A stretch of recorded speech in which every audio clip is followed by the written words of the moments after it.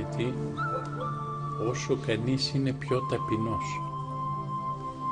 Και από την ελαχιστότατη πείρα μου κατάλαβα ότι όσο ο άνθρωπος ταπεινώνεται, τόσο βοηθείται, τόσο πιο εύκολη είναι η όλη πνευματική ζωή και ταπεινής δίδωση χάριν. Η έλλειψη ταπεινώσεως φέρνει τις διχόνιες, τις αντιλογίες, τις ιστεροβουλίες, τις εμπάθειες, τα πείσματα, όλα αυτά τα οποία δυσχεραίνουν την μοναστική μας ζωή και γίνεται δυστυχώς η ζωή μας πιο μαύρη από το ράσο μας με αυτά τα μικροπράγματα, γιατί τελικά δεν είναι τίποτε σημαντικό από αυτά, αλλά είναι ένας εγωισμός που ακόμη υπάρχει, μια υπερηφάνεια η οποία σαν το σαράκι καταστρέφει τον όλο κορμό της μοναστικής, της ωραίας ζωής. Λέγει ο Αββάς Ισαΐας, μοναχός εστί ο αΐ χαίρον. Μοναχός, λέει, ως ορισμό του μοναχού λέει ότι είναι αυτός που είναι πάντα χαρούμενος, ο αΐ χαίρον. Θα πει κανείς καλά, ο Άγιος Εφραίμ λέει για δάκρυα, ο άλλος λέει για κακουχία, ο άλλος λέει για στέρες, για κατήφια. Όταν λέμε ο αΐ χαίρον, δεν σημαίνει αυτός που λέει πειράγματα, που λέει αστεία, ανέκδοτα. Αυτός, όπως έλεγε ο γέροντας Εμιλιανός, συνήθως είναι μειονεκτικός και προσπαθεί να καλύψει την εσωτερική του ανισορροπία με τη δημιουργία μιας εντυπώσεως, με το να δημιουργήσει ένα πρόσωπο άλλο από αυτό που είναι στην πραγματικότητα. Αλλά αυτή η χαρά έχει σχέση με την εσωτερική νηνεμία και νηφαλιότητα και γαλήνη που δίνει τον γλυκασμό και τη λύτρωση του Χριστού. Είναι γνωστό αυτό που έλεγε ο γέροντας Παΐσιος, έχω λέει τόση χαρά που δεν ξέρω τι να την κάνω και μπορώ λέει να την βάλω σε μπαταρίες, να την έχω για ώρα ανάγκης. Δεν το έλεγε αυτό για να ενθουσιάσει, δεν το έλεγε για να εντυπωσιάσει, ήταν βίωμα. Και αυτό είναι το βίωμα της Εκκλησίας. Χριστιανός κατά μία έννοια σημαίνει χαρούμενος άνθρωπος. Ο Άγιος Σιλουανός ο Αθωνίτης έλεγε στην προσευχή του, Θεέ μου μη μου δώσεις άλλη χαρά, γιατί δεν αντέχω, θα σπάσει η καρδιά μου από την πολλή χαρά. Αυτά είναι βιώματα για όλους τους πιστούς, πολύ περισσότερο για τους μοναχούς, τους αφιερωμένους. Λοιπόν, και ο Πατήρ Παΐσιος έλεγε μια άλλη φορά, άμα λέει βάλω τη μισή χαρά μου, αυτές οι παλιές ζυγαριές που είχαν στα φαρμακεία με τους 2 δίσκους, και απ' την άλλη βάλουμε όλες τις χαρές του κόσμου, η ζυγαριά γέρνει προς τα μέναν. Προς τα μέναν. Και τι είχε ο Πατήρ Παΐσιος?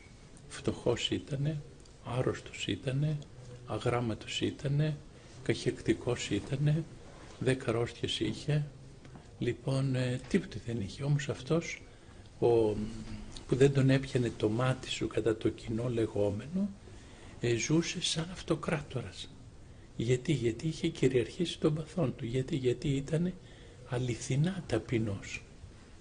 Ο ταπεινός λέει δεν φοβάται να πέσει γιατί είναι χάμω. Από το χάμω πιο χάμω δεν έχει. Ο ταπεινός δεν γκρινιάζει. Ο ταπεινός δεν παραπονείται. Ο ταπεινός δεν φοβάται. Ο ταπεινός χαίρεται ή τον βάλουν πρωτοψάλτη ή δεν τον βάλουν. Ή τον βάλουν γραμματέα ή τον βάλουν λατζέρι. Είναι παντού ευχαριστημένος, ικανοποιημένος, άφοβος, ευχάριστος. Η παρουσία του δημιουργεί μια ειρήνη, μεταδίδει ειρήνη. Βλέπετε ο άλλος ο άνθρωπος δεν ξέρεις πού να τον αγγίξεις. Αγγυλώνεις, του λες καλό, δυσκολεύεται, του λες άσχημα πάλι. Αυτό δείχνει ότι δεν έχει τη μακαρία ταπείνωση. Αλλά όπως λέει ο μεγάλος πατήρ της Εκκλησίας, ο Άγιος Ιωάννης ο Χρυσόστομος, υπάρχει λέει και μια ταπείνωση άρρωστη. Και αυτή είναι η ταπεινολογία και η ταπεινοσχημία. Δηλαδή να προσποιείσαι, να κάνεις τον ταπεινό. Να λες ταπεινά, εγώ είμαι ο τελευταίος και άμα σε βάλουν το τελευταίο να θυμώνεις. Ήταν μια χριστιανή, εγώ πάτερ λέει είμαι η πιο αμαρτωλή.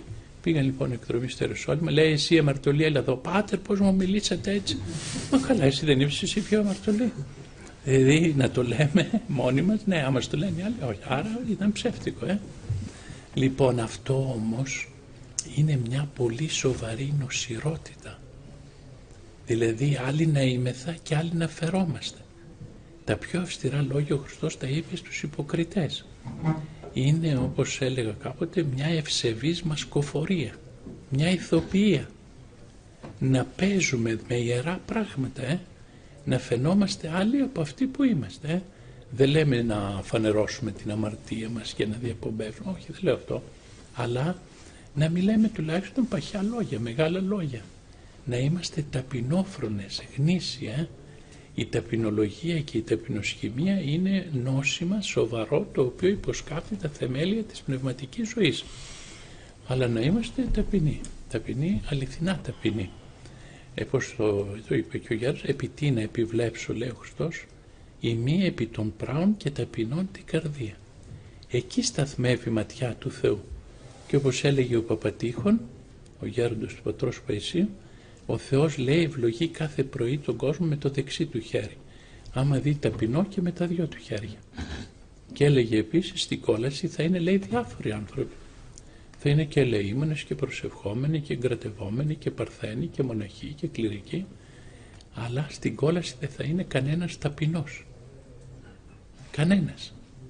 Και στον παράδεισο θα είναι διάφοροι άνθρωποι, αλλά κανένας υπερήφανος.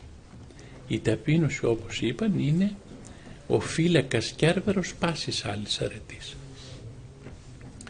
Και η ταπείνωση, λέει ο Μέγας Βασίλειος, είναι η στολή της θεότητος. Από άκρα ταπείνωση κατέβηκε, άφησε τη δόξα των ουρανών ο Χριστός και ήρθε και έγινε σαν τον τελευταίο άνθρωπο, προσέλαβε πλήρως την ανθρώπινη φύση, εκτός φυσικά της αμαρτίας. Και κάνουν βέβαια μεγάλο λάθος κάποιοι σύγχρονοι θεολόγοι, οι οποίοι λένε ότι τελειοποιήθηκε ο Χριστός. Μεγάλο λάθος. Ήταν πάντοτε τέλειος.